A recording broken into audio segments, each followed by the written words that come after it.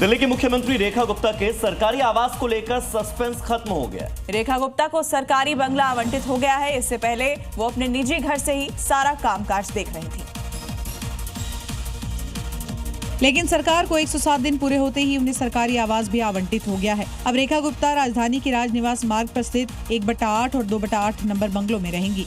बंगला number 1 और 2 दिल्ली की नई मुख्यमंत्री सीएम रेखा गुप्ता को अलॉट हुआ है। वहीं बंगला नंबर 3 उन्हीं के मंत्रालय में जो मंत्री हैं रविंद्र इंद्राज, उन्हें दिया गया है और बंगला number 4 deputy speaker Mohan Singh Bisht को अलॉट किया गया है। सीएम रेखा गुप्ता को आवंटित इस प्लॉट पर 4 बंगले हैं। मुख्यमंत्री रेखा गुप्ता को बंगला नंबर 1 और 2 आवंटित किया गया है। संभावना है कि वो उनमें से एक में रहेंगी और दूसरे का इस्तेमाल कैंप ऑफिस के रूप में करेंगी। रेखा गुप्ता के लिए ये सिर्फ एक घर नहीं बल्कि एक नई शुरुआत है। एक ऐसा स्थान है जहां से वो दिल्ली की जनता के लिए अपने फैसले लेंगी, नीतियां बनाएंगी और जन सरोकारों के आदि विचारों पर सोच विचार करेंगी। बकरीद पर यूपी में शहर अलर्ट तो मध्य प्रदेश में भी जारी हुई गाइडलाइन। दिल्ली में भी पुलिस ने निकाला फ्लैग मार्च। झारखंड समेत कई राज्यों में पुलिस का फ्लैग मार्च। नोएडा में ईद को लेकर अलर्ट पर पुलिस। जिले में 3 दिनों के लिए धारा 163 लागू। किसी तरह के विरोध प्रदर्शन पर भी रहेगी रोक। गाजीपुर में बकरीद पर ड्रोन और बोट से निगरानी।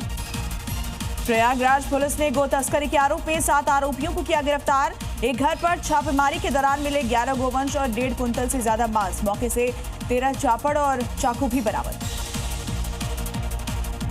बहराइच के दौरे पर मुख्यमंत्री योगी आदित्यनाथ। महाराजा सुहेलदेव के नवनिर्मित स्मारक स्थल पर पहुंच सकते हैं सीएम। डीएम और एसपी ने मौके का निरीक्षण कर देखी तैयारियां।